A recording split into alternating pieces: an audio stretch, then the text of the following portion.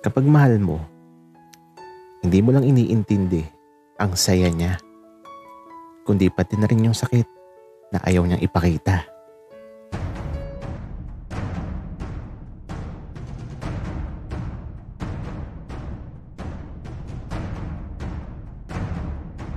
Kaibigan, huwag mong kalimutan mag-subscribe sa aming channel at huwag din kalimutan i-click ang notification bell at subscribe button. Subscribe na!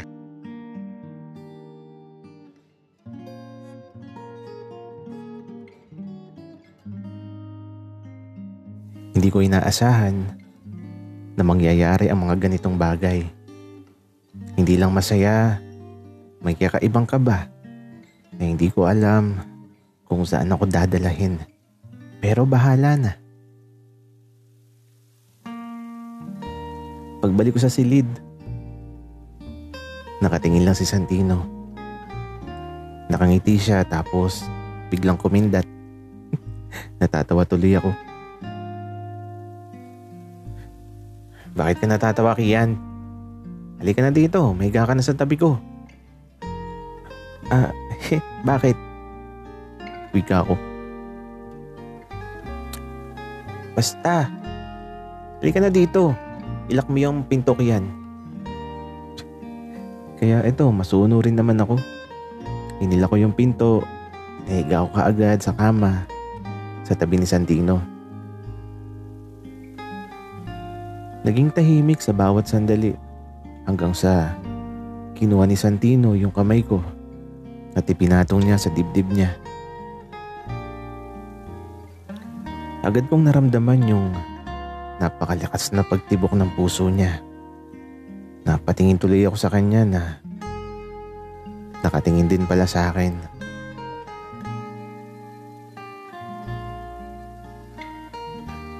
Santino, okay ka lang ba? Bakit ang lakas ng tibok ng puso mo? Ewan ka ba kay yan? Pero huwag mong tatanggalin yung kamay mo, ha. Diyan lang sa dibdib ko. Okay. Pika ako. Kaya eto, tumagilid ako para hindi ako mangalay. At eto, pinagmamasdan ko lang yung kamay ko na nasa dibdib niya. Tila bang sandaling to, natahimik ay parang isang tanong na hindi ko alam ang sagot. At habang pinagmamasdan ko si Santino, parang gusto ko siyang makasama. Hindi lang sa susunod na mga araw, kundi sa araw-araw, sa habang panahon. Kian, malakas pa din ba yung tibok ng puso ko? Oo, Santino. Malakas pa din. Alam mo, Kian, may mas malakas pang tumitibok dyan. Wika ni Santino na hinawakan yung kamay ko at inilipat sa may bandang ibaba. Natakot ako, kinabahan, tapos ito, nung ipatong niya yung kamay ko, may naramdaman ako.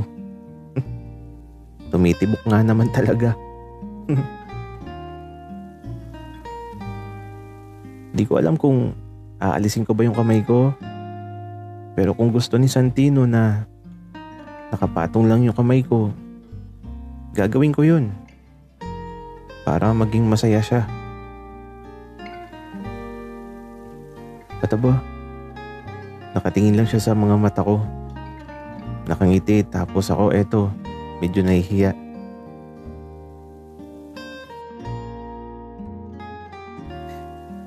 Kian, natibok diba? Oo nga eh. Wika ko naman. Gusto mo sa loob para mas maramdaman mo yung pagtibok. Napabuntong hininga ako. Bakit ba kasi tinatanong pa ako? Pwede namang gawin na lang kahit walang tanong. Santino, sure ka ba? Kian, tatanungin ba kita kung di ako sigurado? Sige, Santino. Pero baka amoy patis yan ha. Uy, grabe ka Kian. Grabe sa amoy patis ha. Siyempre, ayoko nang mabaho. Baka mamaya, kumapit sa kamay ko yung amoy.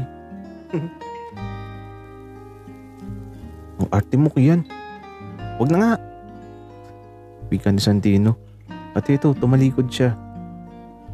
At nung tumalikod siya, napansin ko na dinukot niya yung alaga niya tapos parang inamoy niya yung kamay niya. Uy, inamoy niya. Mabaho ba?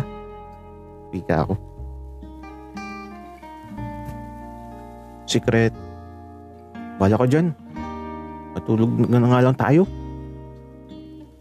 Santino, nagtatampo ka ba? Hindi ah. Bakit naman ako magtatampo, Kian? Tsaka, nahantok na ako. Matulog na lang tayo. Okay, sabi mo eh. Wika ako. Tapos eto, tumalikod din ako. Magkatalikuran kami. Tapos, naramdaman ko na humarap siya at aba, may yumakap sa akin na diretso pasok ng kamay sa loob ng damit ko. At aba, yung utong ko na naman ang hinanap kaagad. Santino, nakikiliti ako. Hindi siya nagsalita, kaya hinayaan ko na lang. Kaya lang, may nararamdaman ako. Ang init kasi ng bato ko na parang hinihingahan ni Santino. Nakakakiliti yung hininga niya. Na parang nalulunod ako sa magkahalong kiliti at sarap. Di ko alam kung anong pakiramdam ko. Basta parang gustong gusto ko yung ginagawa niya. At sa paglipas ng mga sandali, aba, si Santino. Pinadapa ako.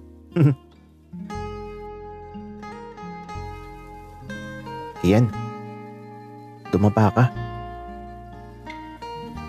Teka lang, Santino. Bakit?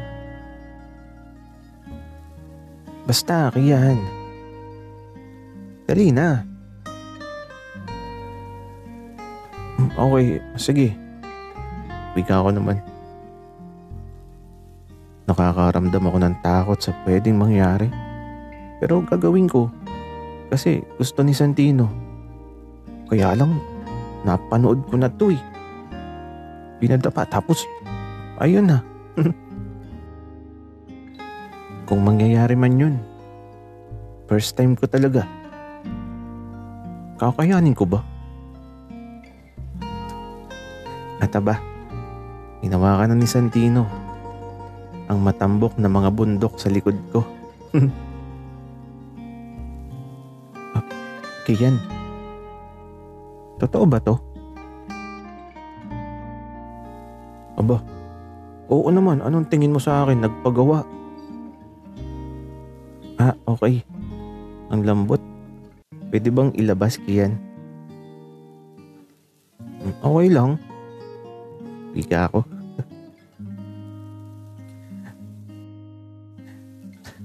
Bahala na talaga. At eto, ibinabanan ni Santino ang mga harang at naramdaman ko na yung palad niya na parang minamasahe ang dalawang bundok sa likod ko. Tapos, parang binubuka niya. Bahala nga siya sa buhay niya. At saka, di ako nahihiya. Alam ko naman na mapink yun eh. At maputi.